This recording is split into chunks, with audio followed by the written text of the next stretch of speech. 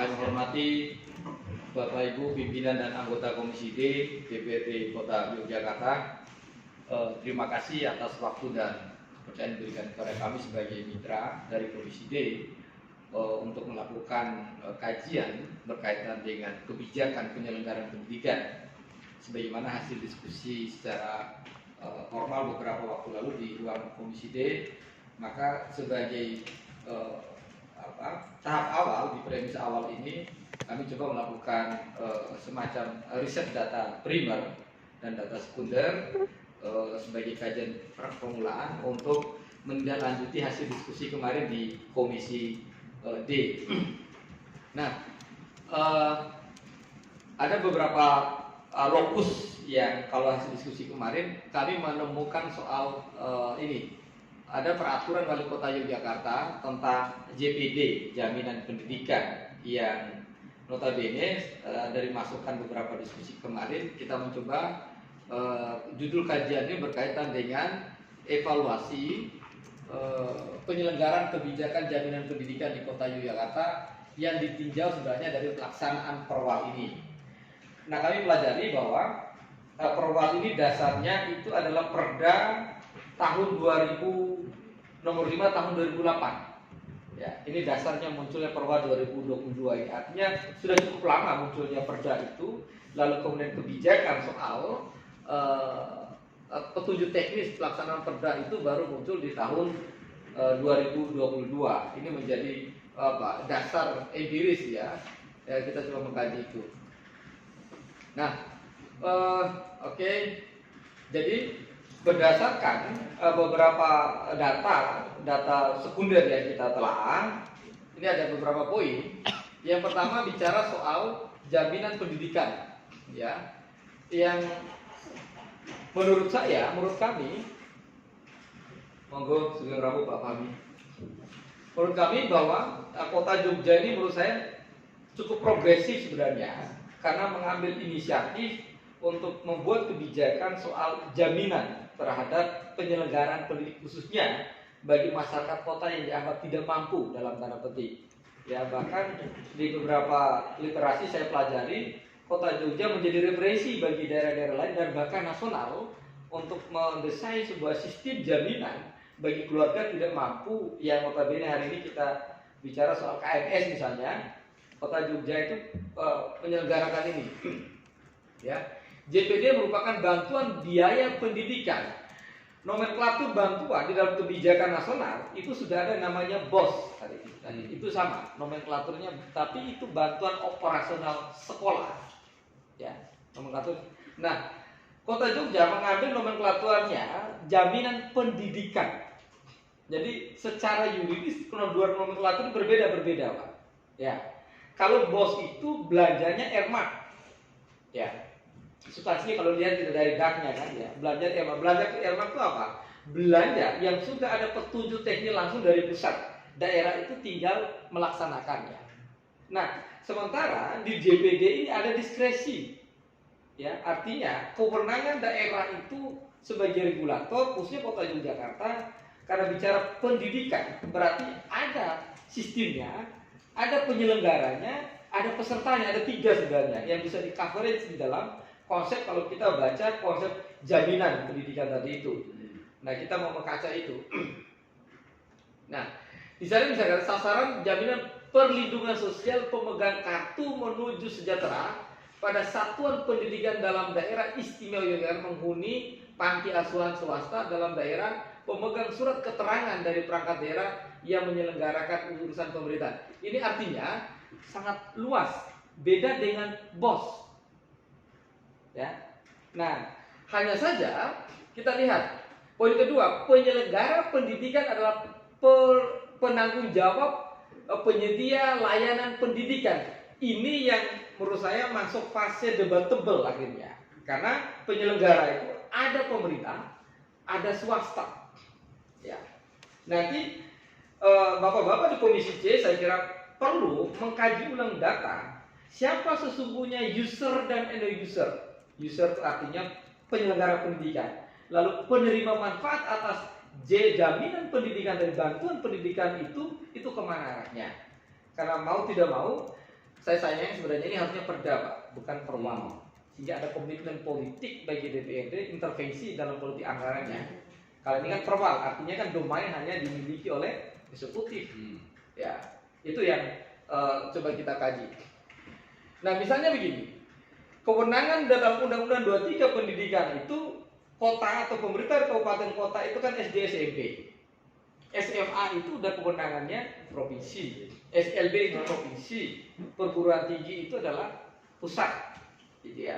Nah, tetapi apakah cara kita mendesain kebijakan JPD tadi hanya berdasarkan kewenangan struktural, tidak melihat ternyata sebagian besar masyarakat kota Yogyakarta yang sekolah SMA juga KMS misalnya begitu. Bagaimana mekanisasi intervensi APBD ketika anak-anak masyarakat dengan KTP Jogja yang juga KMS sekolahnya SMA? Nah, saya mempelajari beberapa peraturan. Ternyata boleh yang namanya kota itu memberikan hibah kepada pemerintah provinsi. Ternyata ada. Kita punya Permendagri nomor, saya lupa nomornya, tentang mekanisme hibah dan bantuan. Jadi bisa hibah itu ke hierarki, hibah itu ke vertikal, itu boleh. Ya kan? Misalnya kalau kota Jogja punya komitmen bahwa anak-anak SMA yang KTP Jogja yang dilala dia KMS, sekolahnya tuh SMA, tapi SMA itu kan kewenangannya provinsi, dia tidak mendapat BOS misalnya, tidak mendapat jaminan dari tingkat provinsi, kota boleh nggak? Ternyata boleh. Kalau menggunakan konsep hibahnya. Jadi kota itu hibah ke provinsi, tapi cek dulu sekolahnya, negeri dan swasta. Ini paling penting. Ya, sehingga dia tidak menjadi komoditi politik dalam pendidikannya. Nah, 3, satuan pendidikan swasta adalah satuan pendidikan yang didirikan oleh kelompok masyarakat dan yayasan. Data kita bahwa minat masyarakat kota Yogyakarta itu larinya ke swasta itu tinggi. Minat sekolah-sekolah favorit swasta. Misalnya Muhammadiyah, ya, misalnya begitu, SMP, SD Muhammadiyah itu lebih banyak larinya ke itu kan swasta. Dan begitu. Artinya ini perlu regulasi yang baik, meregulasi yang baik soal jangan sampai ini terjadi kompetisi yang tidak sehat berkaitan dengan distribusi dan alokasi jaminan pendidikan. Ini kan bicara soal kebijakannya Pak, ya. Pemerintah daerah sebagai regulasi. 4, biaya satuan pendidikan adalah biaya operasional pendidikan yang meliputi biaya investasi dan biaya operasional. Ini yang saya bilang bahwa biaya satuan pendidikan kalau kita nyambungkan dengan nomenklatur soal jaminan pendidikan yang dalam itu adalah bantuan, apakah selanjutnya dia masuk sampai kepada infrastruktur? Ya, artinya misalnya penyelenggara, kemudian tenaga pendidik, atau hanya sekedar orangnya, peserta didik. Ya. Ini juga perlu kemudian nanti kita mendiskusikan sehingga kenapa perlu bicara sampai ke satuan pendidikannya? Begini, kami membaca data, misalnya gini, kalau kemudian ada anak keluarga miskin, yang penerbitan KMS, dia ingin sekolah swasta, tapi sekolah swasta itu favorit, yang biayanya tinggi. Oke, apakah kita mensubsidi ke anaknya atau dia di sana, atau mensubsidi ke sekolahnya? Ini kan butuh regulasi untuk mengatur itu. Atau kemudian perlu ada pendekatan, misalnya saya mengumpamakan dengan kasus kebijakan BPJS. BPJS ini kan sama prinsipnya, kan soal insurance sebenarnya. Ya. Ada tahapannya kan, kelas 1, kelas 2, kelas 3, walaupun hari ini dihapuskan kelasnya, ya begitu. Tapi awal itu menunjukkan bahwa itu identitas berdasarkan kemampuan ekonomi. Kalau hanya kemampuan sekian, kemampuannya berarti kelas 3 misalnya begitu. Itu adalah soal fasilitas yang diterima. Apakah kemudian di dalam JPD ini kita mau mengarah ke sana juga? Artinya para penerima JPD itu sudah punya MOU dengan sekolah-sekolah mana yang kayak KIP lah. KIP kan begitu. KIP itu tidak semua kampus bisa menerima. Mana-mana yang sudah diterima di MOU, baru kemudian dia bisa menyelenggarakan KIP tadi itu. 5, Dimensi jaminan pendidikan daerah, biaya operasi, biaya pribadi, ongkos dan pengeluaran yang dipikul oleh perorangan atau keluarga untuk mengikuti pendidikannya antara lain buku, seragam, alat tulis dan transportasi. Ini juga yang menurut saya yang perlu diperluas berdasarkan perwal ini. Jadi nomenklatur sini kan buku, seragam, alat tulis dan transportasi itu biaya pribadi, ongkos pengeluaran yang dipikul oleh perorangan atau keluarga. Kami belum menemukan data, saya coba scrolling ya. Take home pay, living cost seorang keluarga yang dinyatakan penerima KMS itu per hari itu berapa sebenarnya? Gitu. Pendapatannya berapa, pengeluarannya berapa, kemampuan beban hidup untuk biaya pendidikan itu berapa. Ini sebenarnya rumus yang bisa didorong sebenarnya sehingga penentuan angka berkaitan dengan biaya operasional untuk JPD itu per KMS itu kita bisa hitung ketika intervensi di APBD. Ini yang berdasarkan Pemkot ini perwal. Ya. Jadi jaminan pendidikan daerah, biaya pendidikan bagi keluarga sasaran JPS, KJPS, pemegang kartu KMS, sedangkan KSJPS keluarga yang status kedudukannya sebagai penduduk daerah berdomisili daerah dan memenuhi parameter KSBJPS. Kemudian KMS dia juga harus pegang KJB, Kartu Jogja Berprestasi, kemudian juga masuk di dalam program Indonesia Pintar (PIP) yang Presiden sudah dikoneksikan ke sini gitu ya. Ini di PIP ini bantuan berupa uang tunai, perluasan akses dan kesempatan belajar dari pemerintah pusat. Begini Bu maksud saya. Setelah saya mempelajari perwal ini,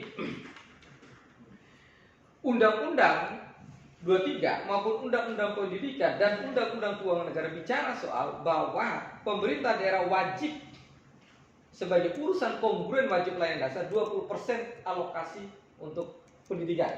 Oke. Apakah seluruh kebijakan program yang berkaitan dengan JPD tadi atau dan lain-lain, apakah itu inline di dalam belanja 20% atau dia di luar belanja 20%? Ini kan perlu di ini. Karena ini perwal, saya tidak menemukan komitmen bersama di APBD-nya. Apakah kemudian ini adalah inisiatifnya DPRD untuk memaksimalkan, betul nggak Kota Jogja itu sudah mengalokasikan 20% jaminan alokasi anggaran untuk belanja wajib pendidikan? Atau JPD ini di luar itu belanjanya belanja sosial karena ada KMS pengikatnya. Ya. Berarti bisa jadi ini mungkin belanjanya belanja hibah, belanja di luar 20% belanja wajib. Nah, kalau menurut kami sebaiknya adalah ini harus diintegrasikan di dalam belanja wajib pelayanan dasarnya. Ya. Itu dulu di core-nya, di core belanja 20% ke pendidikan. Sehingga kalau belanja wajib tarikannya kemana? Ya ketariknya ke DPRD, persetujuan DPRD, bukan atas hanya perwal atau persetujuan bupati, wali kota. Itu saya kira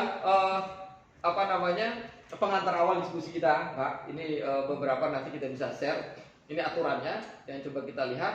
Kita punya PP nomor 48, Undang-Undang 23, Permendikbud 44, DIY juga sudah punya perda. Kemudian Jogja itu perda nomor 5 tentang sistem penyelenggaraan pendidikan. Lalu yang terakhir ada Perwal nomor 10 tahun 2022. Itu mungkin Bu Sur, Bapak Ibu semua, terima kasih. Assalamualaikum warahmatullahi wabarakatuh. Salam.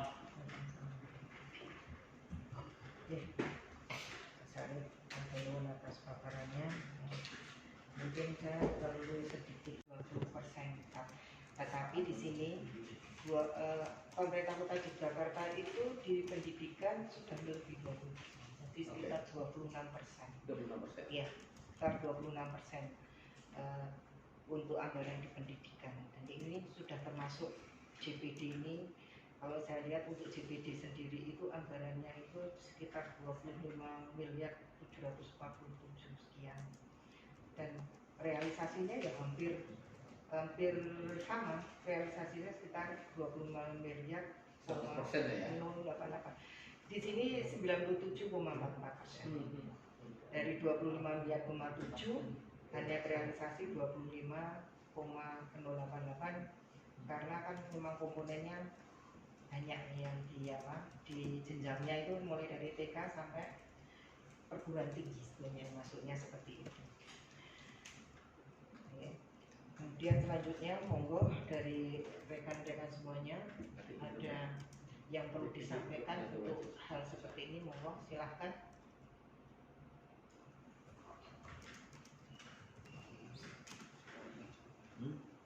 Mas Rasmi. Monggo Pak Fahmi. Yang perlu kajian apa?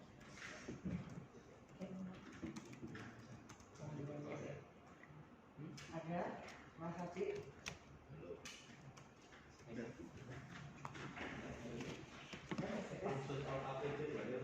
Oh.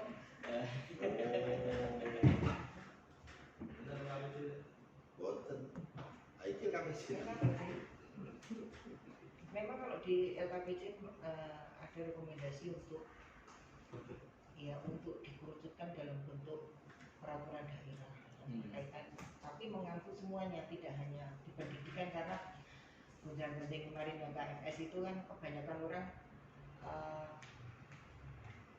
protes tuh karena untuk pendidikan KMS, jadi fungsinya kan menjadi rancu karena mereka menginginkan pendidikan sehingga berlomba-lomba untuk memegang KMS karena mereka ke PPDB-nya, karena afirmasi yang di KMS itu kan sekitar 11% di PPDB untuk pemegang KMS. Bu, kalau boleh tahu alokasi intervensi anggarannya berapa untuk JPT per tahun? Yang tahun-tahun 2000 itu 25 miliar. 25 miliar. Khusus untuk coverage yang tadi. Iya. Macam-macam jenisnya. Jenisnya itu JPD itu ya. Jadi ada JPD KMS, JPD COVID-19 kalau orang tuanya meninggal waktu itu, tapi sekarang sudah jarang sekali. Kemudian JPD korban kekerasan atau retrieval, kalau ada korban kekerasan, anaknya itu akan bisa mengakses JPD. Terus JPD perguruan tinggi juga ada, ya. Beasiswa prestasi tingkat kelurahan itu, terus tunggakan biaya pendidikan. Ruang lingkup coverage-nya itu apa, Bu? Mulai dari TK sampai mahasiswa. Sampai mahasiswa. Ya. Oke. Seperti itu. Ibu.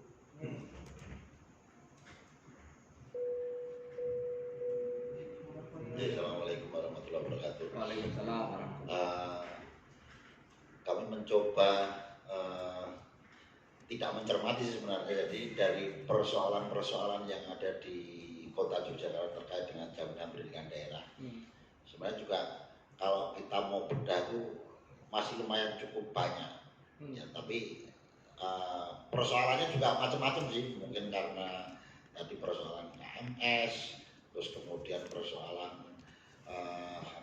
waktunya yang mungkin terlalu panjang, jadi sudah tidak bisa kemudian di cover gitu kan, dan lain sebagainya lah gitu. Maksud saya ketika kemarin ini saya tidak tahu teman-teman di Komisi D apa yang perlu kita gali terkait dengan jaminan pendidikan daerah. Karena tadi dari sisi anggaran sudah disampaikan bahwa sudah melebihi 20% gitu kalau di Kota Yogyakarta, artinya sudah terpenuhi lah gitu kan. Kemudian hal-hal yang lain katakanlah yang sifatnya ada sedikit kesulitan untuk mengcover JPD ini, sebenarnya juga ranahnya ada bukan di pendidikannya sebenarnya, di tadi KMS dan segala macam, harus survei segala macam gitu kan. Artinya parameternya juga agak sedikit rancu lah kami menganggap seperti itu. Ketika begitu di survei, kemudian di situ ini tidak bisa di cover 100%. Itu karena melihat dari kondisi keluarga dan sebagainya, mungkin RT RW sebagainya, bahwa ini tidak bisa di cover 100%, cuma di cover berapa persen. Kalau misalkan SMP kalau tidak salah 3,5 ya Bu ya? 3 juta. Sekitar 3 juta kan, 3,5 juta. Ada yang kemudian cuma di cover 1,5 juta, ada yang 2 juta dan sebagainya. Nah, ini contoh-contoh persoalan. Jadi masyarakat sendiri itu tahunya ketika di situ jaminan pendidikan 3 juta sampai 3,5 juta ya dimentoki gitu loh. Padahal sebenarnya mereka tidak tahu bahwa ketika ada survei baru kemudian di cover 2 juta, 1,5 dan sebagainya. Nah, itu yang tidak diketahui oleh masyarakat. Kemudian apalagi ya satu kemarin itu, ya ini sebenarnya persoalan ini diangkat mau digalinya di mana? Ya. Gitu. Saya mohon nanti juga arahan dari teman-teman di anggota Komisi D juga nanti dari panjenengan apa sih sebenarnya yang akan kita gali gitu. Ya. Artinya persoalan masih ada dan mulai cukup banyak gitu Ya. kan. Cuman apa yang harus kita fokuskan karena terkait dengan LKPJ itu juga menjadi perdebatan juga di teman-teman pansus LKPJ. Mungkin itu sementara. Matur nuwun. Assalamualaikum warahmatullahi wabarakatuh. Waalaikumsalam. Terima kasih. Bismillahirrahmanirrahim. Assalamualaikum warahmatullahi wabarakatuh. Waalaikumsalam. Salah satu harapan saya untuk kajian terkait jaminan pendidikan ini sebenarnya untuk menyambut ini kebijakan provinsi yang akan melegalkan pungutan ya. Jadi kan provinsi itu kan memulai dengan SK-Gub nomor 20 tahun 2023 Ya. yang menghitung total biaya pendidikan setahun ya, SMA dan SMK negeri. Kemudian ketika total biaya itu dihitung dengan Bosda dan Bosnasnya provinsi kan ada selisih. Nah, selisih ini yang kemudian akan dimintakan ke atau dikembalikan ke keluarga masing-masing gitu. Jadi artinya ini kan menghidupkan SPP lagi untuk SMA dan SMK. Dan ini secara langsung bukannya tidak langsung, secara langsung akan berpengaruh di setiap kabupaten kota. Salah satunya adalah JPD Kota Yogyakarta itu tidak diperbolehkan membantu sekolah umum maupun kejuruan negeri, termasuk ya SMP negeri juga nggak boleh, SD negeri nggak boleh, SMA dan SMK negeri juga nggak boleh. Nah, meskipun ini belum disahkan yang DIY, tapi saya kira kita harus siap-siap di APBD 2024. Apabila DIY mengesahkan Raperda Pendanaan Pendidikan itu ya, kita perlu payung hukum untuk kemudian juga merubah aturan JPD untuk bisa kita membantu masyarakat yang mungkin nanti tidak mampu membayar SPP, SMA dan SMK negeri. Kan sebenarnya payung hukumnya kan mereka sama-sama pakai Permendikbud 75 ya, bahwa Permendikbud 44 ya. Ya. Kan payungnya sama itu. Sama. Ada yang bahwa masyarakat atau orang tua itu juga punya kewajiban atau tanggung jawab soal biaya pendidikan kan gitu. Ya. Itu digunakan baik oleh provinsi maupun oleh kota, tapi kan outputnya berbeda. Ya. Outputnya berbeda. Kita di Pemkot ya yang namanya sekolah negeri ya itu tanggung jawab pemerintah kota kan gitu. Sedangkan di DIY outputnya lain. Meskipun itu sekolah negeri ya menyesuaikan anggaran kemampuan keuangan daerah. Nah, ini yang kemudian saya kira kita juga perlu di mana celahnya agar kebijakan provinsi itu ya harus kita jawab. Ya. Kan gitu. Oke. Karena pasti ada warga kota yang sekolah di SMA dan SMK negeri tapi tidak mampu membayar pungutan itu. Ya. Nah, bagaimana kita akan menjawab Oke. persoalan itu? Ya. Ini yang menjadi harapan saya bahwa kajian ini bisa mencarikan solusi atau payung hukum agar kemudian kita bisa merubah JPD untuk membantu warga kota yang di SMA dan SMK. Saya kira itu sementara masukan saya. Terima kasih. Wassalamualaikum warahmatullahi wabarakatuh. Waalaikumsalam. Jadi jelas ini tadi seperti awalnya saya tadi sudah kebijakan dari provinsi memang akan melegalkan pungutan, sehingga dari segi mungkin kebijakan atau harus merubah aturan yang ada di JPD, monggo nanti kita. Oh yang lainnya, Mas Fahmi, silakan. Assalamualaikum warahmatullahi wabarakatuh. Waalaikumsalam. Salam sejahtera bagi kita semua. Terima kasih atas waktunya Bu Ketua untuk beberapa hal yang tentunya nanti menjadi pembahasan kita, kajian kita dalam waktu ini terkait dengan JPD, yang mana ini tentunya menjadi permasalahan di kota Yogyakarta. Ketika dulu kita masih ingat yang jadi permasalahan itu ada dua, kesehatan, biaya kesehatan, dan pendidikan, termasuk yang sosial. Tapi yang dua itu yang tentunya paling banyak. Sekarang sudah bisa dikatakan sudah selesai yang kesehatan. Nah, yang jadi masalah di kota, warga kota Yogyakarta mesti pendidikan, yang tentunya perlu kita seriusi sebisa mungkin. Pendidikan nanti ya bisa seperti kesehatan seperti dulu. Kita tidak bayangkan yang kesehatan itu bisa selesai seperti ini ya. Sudah clear. Nah, ini harapan kita yang pendidikan pun juga sama di kota Yogyakarta, tidak menjadi beban orang tua, beban siswa, maupun juga beban sekolah dan juga yang pemerintah.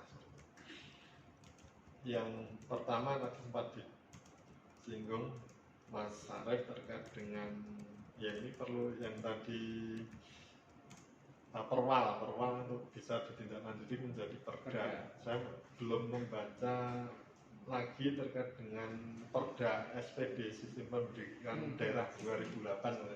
Nah, ini apakah masih relevan atau memang harus diganti? Itu dulu kalau nggak salah inisiatif Dewan Periode yang dulu 2008, 2004, 2009. Nah, ini ketika memang nanti sudah nggak sesuai maupun juga tidak sesuai dengan undang-undang, juga perlu kita kaji, kita bedah bagaimana ketika memang banyak yang berubah atau kita kok tinggal hanya perwal banyak perwalnya, tapi misalnya di perda tidak ada, perlu kita kaji, kita tindak lanjuti untuk ya agar bisa nantinya peran DPRD yang lebih banyak ketika ada perda. Selama ini ya kita nggak tahu perwal itu sudah lepas semua, apalagi kerjanya Dewan juga seperti itu ya. Nah, ini perwal yang lumayan banyak, itu baru satu bidang aja sudah sangat banyak sekali, apalagi yang kita 40 dewan yang terkait dengan OPD sangat banyak, sangat luar biasa. Tentunya kita tidak bisa mencermati satu persatu, apalagi tidak ada kewajiban wali kota untuk menyerahkan draft ke DPRD untuk perwal, membuat perwal. Ini tentunya menjadi ya kelemahan dan juga permasalahan ketika nanti memang tidak sesuai yang diharapkan oleh warga masyarakat, khususnya warga masyarakat kota Jogja. Itu yang pertama, yang tadi perwal menjadi perda tadi. Kemudian yang kedua ini yang keringanan tadi yang Mas Aji sampaikan, keringanan tunggakan ya SPP yang sekarang ini pemerintah kota baru mengajukan ke Kemendagri. Jadi rata-rata akan dinaikkan 2 kali lipat, ya hampir 2 kali lipat. Jadi misalnya tadi 3 juta ya antara 5 sampai 6 juta nanti, tapi masih akan dimintakan persetujuan Mendagri. Nah, ini prosesnya masih lama. Nah, yang jadi masalah keringanan tunggakan SPP kan tahun 2000 hasil laporan dari Dinas Pendidikan tahun 2022 yang mengakses hanya 503, padahal sekolah TK, SD, SMP, SMA, SMK, kejar paket A, B, C juga ya, itu yang sekolah swasta. Swasta, ya. Nah ini saya melihat kok sangat tidak mungkin, sangat tidak mungkin yang sebenarnya realnya yang membutuhkan keringan tunggal SMP itu sangat banyak. Contoh kasus saya melihat dapat laporan dari sekolah swasta yang SMP. Kita sudah mengundang Pak yang harus mengakses itu. Sudah mengundang 50 orang, sudah kita buatkan draft, kan itu harus tanda tangan RT RW. Nah, tanda RT RW tidak sampai lurah, tanda tangan RT RW saja, kemudian ke dinas sosial dan dibawa nanti disurvei, kemudian dibawa ke dinas pendidikan. Dari 50 itu hanya 5 yang tidak lanjuti, padahal semua 50 oke, ya ini mau tidak lanjut. Nah ini kan contoh satu studi kasus saja, satu sekolah itu 5% yang hanya 10% yang tidak lanjuti. Nah ini kan ironis, sebenarnya pemerintah kota itu yang ingin membantu siswa dan orang tua, tapi di sisi lain rodon jendel seperti itu. Tapi memang masih banyak hal. Kalau yang contoh kasus ini kan mereka sudah disadari gitu loh, kalau informasi seperti ini kan tinggal tidak lanjut. Tapi banyak warga yang tidak tahu. Ya. Nah ini Kendalanya satu curhatnya di sini Pak. Ya, sosialisasi, kemudian juga ya memang khusus yang ini memang kelihatannya nggak tersosialisasi kan, diam-diam, agak silent. Memang ya kalau disosialisasikan, oh aku rasa bayar, bisa seperti itu semua, itu kan repot. Tapi yang ini yang intinya perlu ya agar ada semacam solusi bersama. Jadi orang tua yang muda istilahnya ya dia lebih mudah untuk aku memang nggak punya duit kok, ya aku tak ngajukan. Banyak yang orang nggak gengsi, banyak gengsi. Wah aku mau Pak RT Pak RW izin aku, padahal aku beli mobil. Padahal ini 503 siswa, ini 100% yang disurvei itu lolos semua.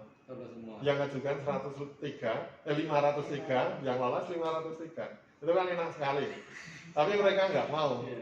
Satu sisi gengsi dan sebagainya, di sisi lain juga aku nak ngajuk iki, misalnya tunggakanku 5 juta, olah 3 juta, sing 2 juta mesti aku ditagih, aku malah ngetoke duit, bahane aku kesel-kesel ngakses ke, aku dan kok ditagih, aku tak tiar meneng wae malah sekolah nggak akan nagih. Biasanya begitu.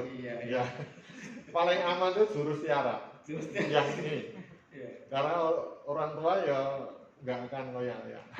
Tapi kalau pengalaman gini Bapak Bi, konsep jaminan itu diidentifikasi oleh sekolah. Tadi yang mampu tidak mampu tadi pasti kan ada prasyarat itu misalnya. Lalu kemudian cara backupnya itu kayak BPJS lah, itu kan bayarnya kan rumah sakit, kan tidak bayarnya ke pasien. Iya. Itu bagaimana Pak? Langsung ya, bayarnya distrik langsung transfer ke sekolah. Iya, tapi mau proses pendataan tadi itu loh, kan kita kan verifikasi. Iya, jadi ya, sekolah memang menerbitkan tagihan, surat keterangan bahwa orang tua tidak mampu. Itu juga orang tua mungkin juga sungkan ya, aku mungkin mampu mobil kok. Itu juga menjadi pertimbangan juga. Itu yang tentunya ini saya ingin nanti dari kajian ini ada solusi. Saya minta dipermudah rasa lewat dinsos kan tiap tahun ada DTKS, ada survei. Nggak bisa Pak, ini BPK atau apa ya, BPKP mensyaratkan harus disurvei, padahal surveinya lama dan sebagainya. Jadi ada mungkin di sini nanti ada rekomendasi lebih diperingan seperti apa, karena sudah rutin ya, mekanismenya sudah rutin, tapi memang harus dilalui katanya. Itu yang dilalui lebih mudah, lebih enak semuanya. Karena saya yakin di antara itu juga memang ada yang banyak yang membutuhkan, tapi kejendelan tadi banyak yang tidak tahu syaratnya dan sebagainya. Itu hanya mengetahui RT RW saja. Tapi banyak warga yang nggak mau ketemu RT RW. Pegah aku motor 5 misalnya seperti itu.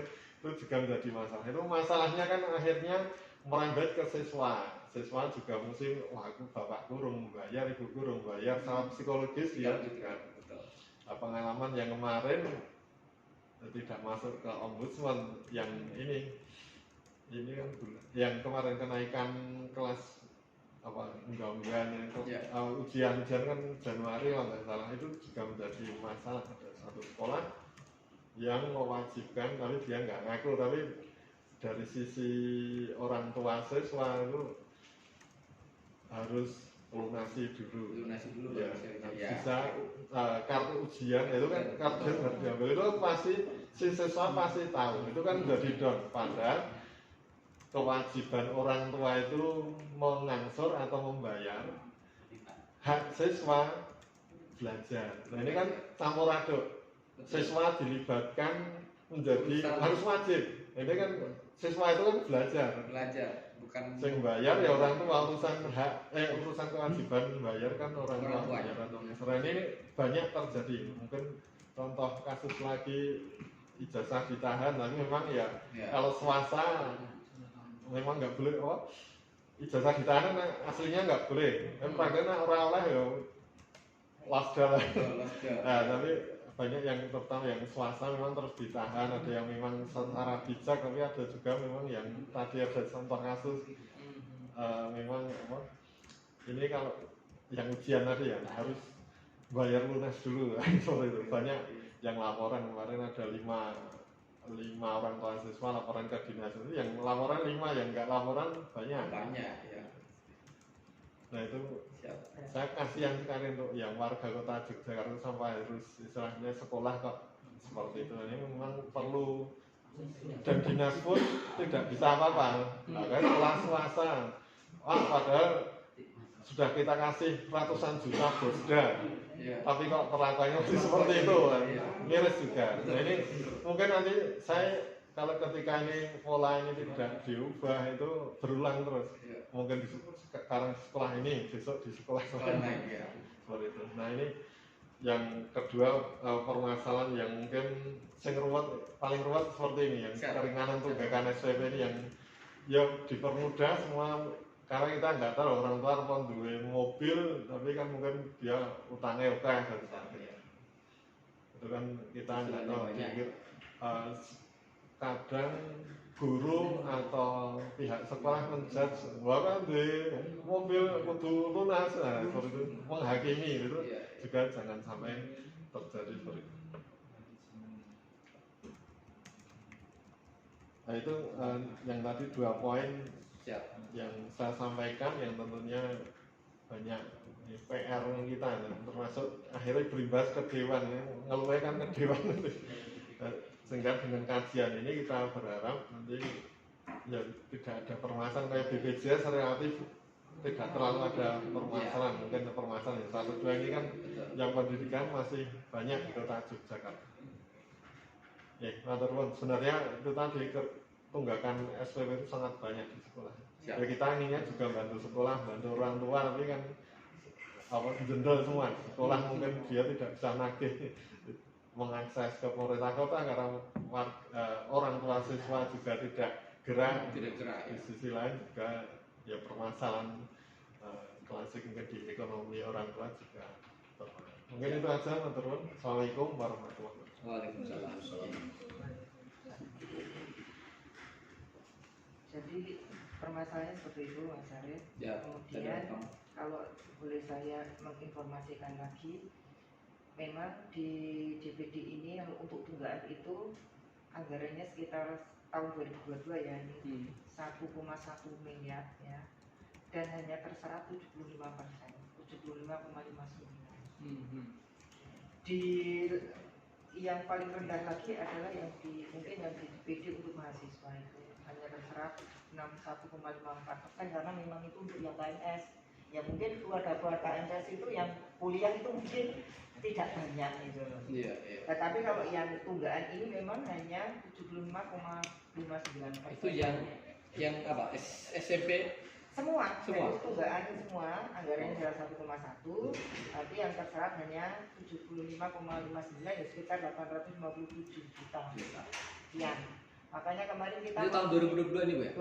22. Makanya kita memanggil karena sama dinas pendidikan mau dikembalikan nih karena sisa ya kemarin. Ya, pada saat sebelum perubahan itu serapannya hanya sekitar nggak sampai hanya 500 ya kayaknya kemarin itu, sehingga mau dikembalikan kita panggil dinas pendidikan dan sosial, karena apa kaitannya dengan kalau dinas sosial mengenai surveinya, apa verifikasi di lapangan, kan anggarannya di dinas pendidikan kalau tidak terserap juga nanti kinerja mereka kan Kinerja kan rendah. Nah, jadi sehingga Bisa kena kita punishment. panggil untuk melihat apa yang bisa dilakukan, sehingga kita pada saat itu ingin ya surveinya kalau untuk dilonggarkan.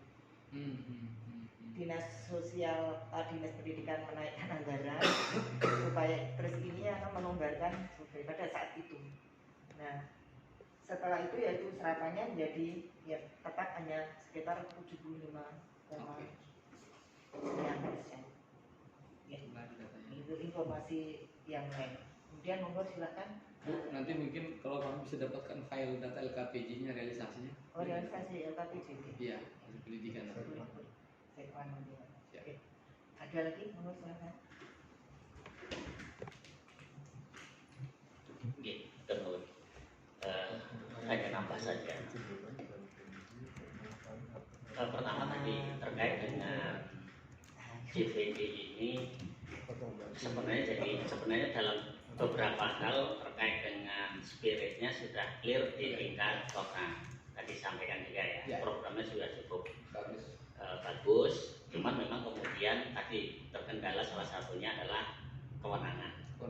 Kenapa di SD SMP bisa terkondisikan? Karena memang SD SMP ada kewenangan kita, sehingga dalam banyak hal termasuk di dalamnya adalah tentang standarisasi terkait dengan unit cost dan seterusnya, itu masih dalam kondisi untuk bisa dikondisikan oleh yang negeri ya. Kalau untuk yang swasta saya kira dalam beberapa hal kita sudah bisa mengcover meskipun dalam batasan-batasan tertentu. Tetapi yang jadi kendala itu selama ini terkait dengan serapan ataupun juga dengan masyarakat itu kemudian bisa punya akses yang lebih luas terhadap JPD ini. Salah satunya tadi sebenarnya adalah faktornya di faktor dasar hukum terkait dengan pemberiannya. Salah satunya dengan KMS tadi, kan begitu ya. Padahal dalam banyak hal KMS ini sendiri masih banyak problem terkait dengan verifikasi, validasi datanya dan seterusnya. Ini yang saya kira masih menjadi kendala. Padahal sebenarnya dulu istilahnya gini, kalau sekarang kan harusnya kan ada DTKS ya. Dan DTKS itu sebenarnya sudah ada klasifikasi, sudah kota sendiri menginisiasi untuk dilakukan klasifikasi. Sehingga DTKS itu bukan sebuah data yang gelundungan begitu, tetapi sudah ada klaster-klaster terkait dengan kerawanan sosialnya. Sehingga kalau di kita dulu hampir sama dengan KSJPS yang kemudian kita buat.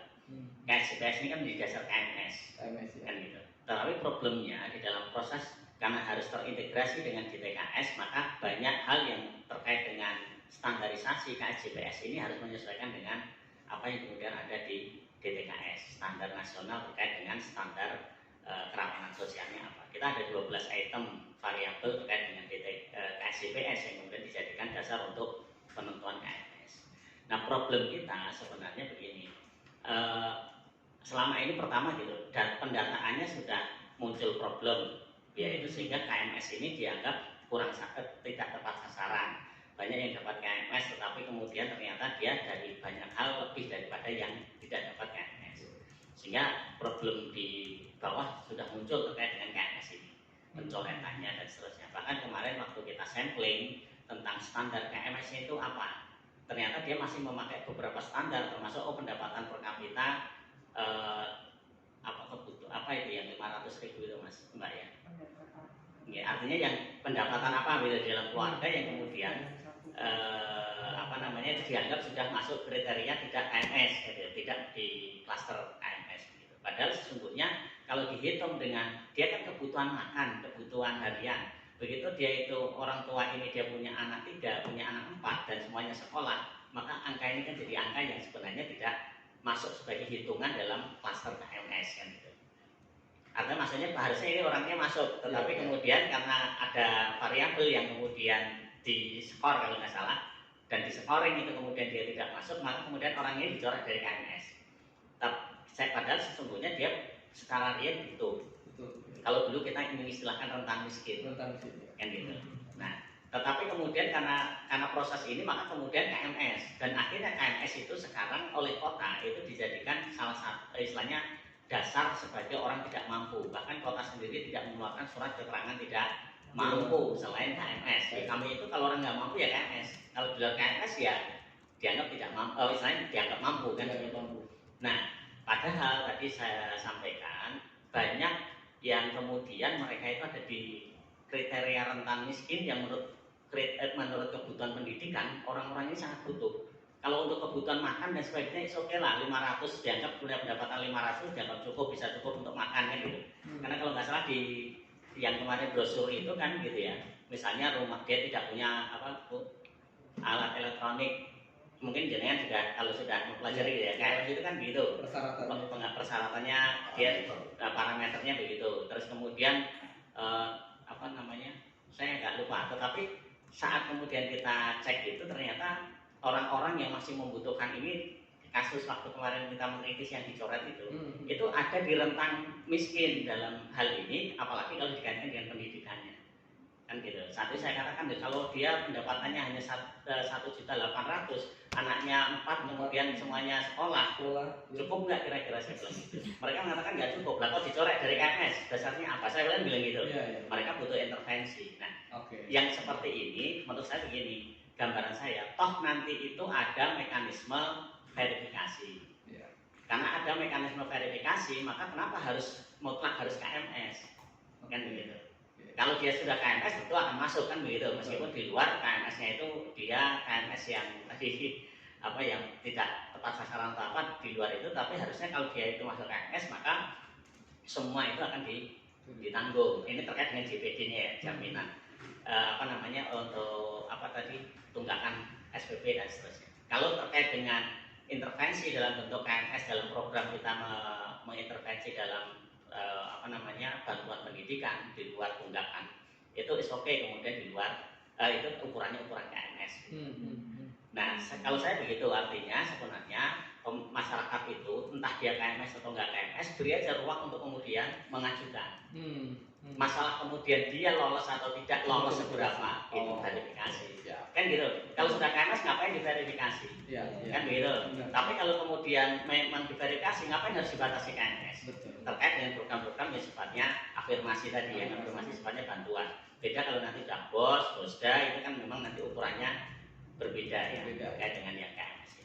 Nah, saya kira ini yang kadang-kadang saya menganggap ini yang kemudian tadi banyak yang itu masih ada kekurangan di situ. Nah, jadi kita nanti ketemunya lebih sama gurunya itu kan dari kebijakan masing-masing sekolah nanti kita memberikan, dan terkadang itu tadi seperti yang dijajan di Mas Adi itu tombol, kadang nombokin karena itu. Mungkin nanti juga dari kebijakan dari sekolah masing-masing itu juga memberikan toleransi juga, mungkin nanti ada bayaran separuhnya atau gimana itu. Itu sering terjadi seperti itu. Nah, kalau penentuan angka kemarin itu rumusnya bagaimana? Misalnya itu kan di perbankan sudah ada tuh 3 juta sekian, yang SMA sekian, SMP sekian sudah ada angkanya itu. Itu dasar perhitungan itu apa itu? Nah, itu yang jadi persoalan. Artinya ini contoh lagi ketika di SMK atau SMK negeri kemudian bisa memutuskan. Ini saya bicara ya bukan SD sampai SMA sampai ya. SMA aja lah contohnya. Mereka menurut masih dipungut biaya kurang lebih minimal rata-rata 3,5 juta. Saya nggak tahu perhitungannya itu dari mana. Artinya dasar dia menghitung itu dari pendapatan atau mungkin dari form yang diisi ke sekolah bahwa gaji orang tuanya sekian dan sebagainya itu menjadi patokan dia atau nggak tahu ya. Makanya mungkin jenengan sudah bisa menggali di situ apakah mereka punya dasar untuk menghitung tentang itu. Makasih Mas Haji. Nah, ini juga jadi kita penasaran. Kalau kemudian tadi seperti sama Pak Anjat soal menggunakan rumusnya BPS.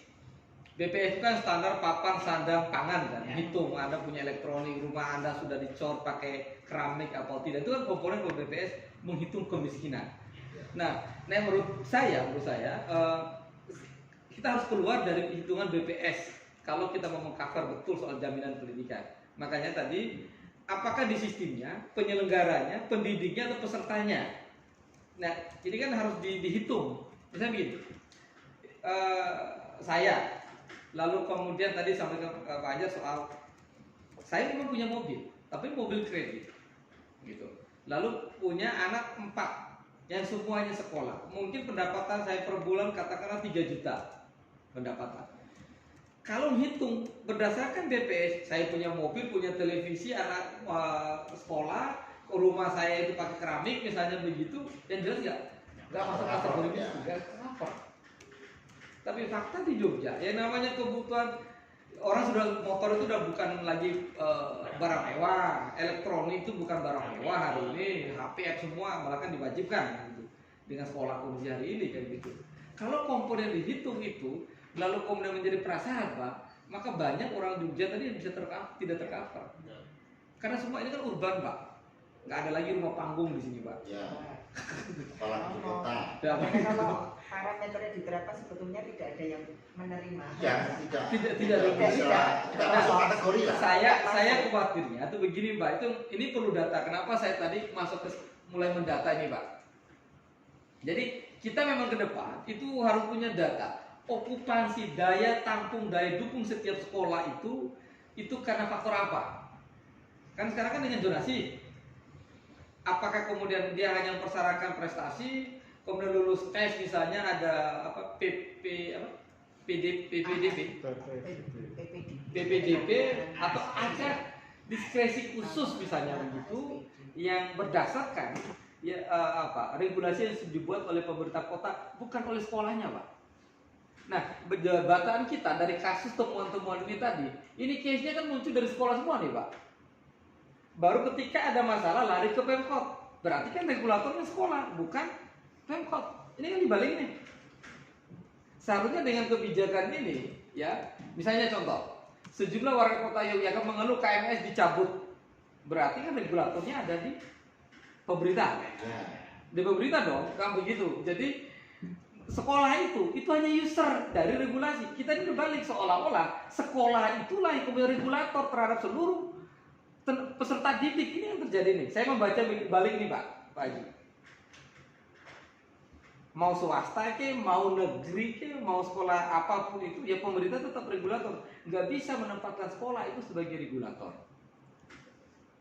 Selama pemerintah sekolah itu sebagai regulator, mau konsep JPD sebagai apapun nggak sesuai dengan sekolahnya, nggak bisa, Pak. Ini yang saya coba baca case-nya di lapangan. Ya, ini contoh misalnya. 9 anak kota Yogyakarta putus sekolah. Penyebabnya bukan karena COVID, tapi karena faktor apa?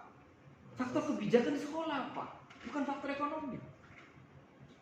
Lah, senakal apapun harapannya masuk di sekolah itu kan harapannya jadi orang baik. Semiskin apapun begitu keluar dari sekolah dia punya harapan untuk jadi orang hebat, orang kaya. Contohnya begitu. Nah, saya sepakat tadi Pak Ajal, Pak Haji, kemudian ini memang karena mungkin cara mendekatkan kita regulasinya hanya sebagai menggunakan perwal tadi, jadi dia tidak mengatur seluruh komponen. Perwal ini kan hanya sektoral, ya teknis sektoral, operasional. Itu mungkin menjadi pertimbangan ke depan. Nanti kami akan pelajari lebih jauh soal tadi Pak Fahmi perda yang tahun 2008 tadi itu sejauh mana kemudian perda tadi itu dia punya keberpihakan soal masyarakat Kota Jogja terkait dengan pendidikan. Anomalinya begini, Pak Haji. Di laporan kita, LKPJ masih laporkan. IPM kita itu kan tertinggi, bahkan di atas rata-rata lah nasional. Ketika IPM itu tertinggi, kemudian angka putus sekolah kita itu termasuk terendah, ya kan begitu. Harusnya persoalan begini kan sudah tidak ada, Pak. Ini kan komponen pembentuk IPM kalau bahasanya. Harusnya yang begini-begini sudah tidak ada. Ini baru beberapa persoalan ya. Baru beberapa persoalan, gitu. Ya. Lalu dengan data ini sebenarnya, misalnya swasta, ada 80, ini SD ya, ada SD 84 swasta. Kita sebenarnya besok itu di dalam kajian ini ingin menelaah dari 84 sekolah yang SD tadi itu yang menjalankan kebijakan dan regulasi JPD tadi itu berapa sih? Beberapa hari setelah diskusi itu mencoba ngapa saya tanya tadi, iki sajane rumusannya apa? Ya, nah IPM kan ada rumusnya Pak. Ya, pakai rumusnya indeks Wilson, ya, itu dia pakai itu punya rumusnya. Nah, ini rumusnya apa? Apakah berdasarkan rumusnya BTS, pendekatan tangan, sandang, papan tadi itu, atau merupakan rumus berdasarkan form yang tadi sampai ke sekolah? Ya, Kira-kira. Kira-kira. ya. Gitu. Kalau sekolah kan gini ya, ada mampu, tidak mampu, pekerjaan. Oh, itu kalau berdasarkan rumus sekolah tuh Pak, ini bisa ketemu Pak. Misalnya, pekerjaannya apa? Buruh panggul misalnya begitu. Pendapatan per harian dia berapa? Mereka menghitung. Oh, andanya segini. Kalau misalnya hitung, maka banyak kota Jogja itu tidak coverage misalnya.